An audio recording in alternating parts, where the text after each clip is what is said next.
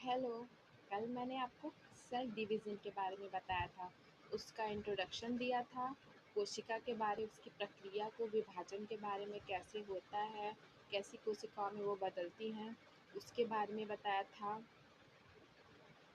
और कोशिका को विभाजन होने में कितना समय लगता है, इसके बारे में बताया था। आज मैं आपको टाइप्स ऑफ सेल डिवीज़न मतलब सेल डिवीज़न कितने प्रकार के होते हैं, कोशिका विभाजन कितने प्रकार के होते हैं ये बताऊंगी। पहला है मिटोसिस मिटोसिस डिवीज़न। पहला है आपका mitosis division. It is also called somatic cell division. इसे सोमैटिक कोशिका विभाजन भी कहा जाता है। जो मिटोसिस होता है इसे हम सोमैटिक कोशिका विभाजन भी कहते हैं। तो क्या है? It is also called somatic cell division. इसे सोमैटिक कोशिका विभाजन भी कहा जाता है। नेक्स्ट है आपका मियोसिस। दूसरा है आपका मायोसिस। पहला था आपका मिटोसिस डिवीज़न, दूसरा है मियोसिस डिवीज़न।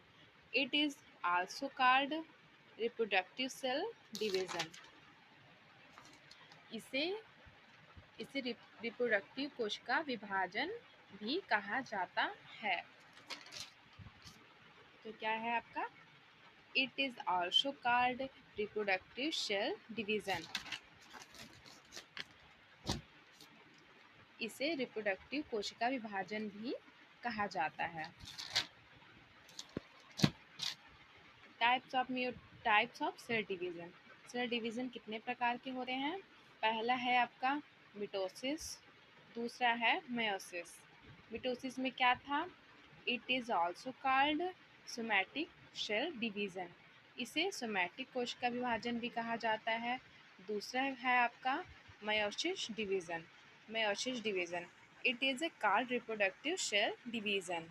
इस इस विभाजन को रिप्रोडक्टिव सेल डिवीज़न भी कहा जाता है।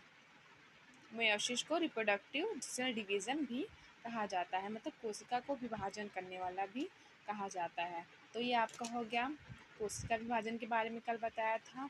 आज मैंने आपको सेल डिवीज़न के बारे में बता दिया, types of cell division, mitosis के बारे में, मेयोसिस के बारे में। कल मैं मिलूँगी आपको एक नए टॉपिक के साथ, मिटोसिस और मेयोसिस। आप अच्छी तरीके से इसको याद कर लीजिएगा।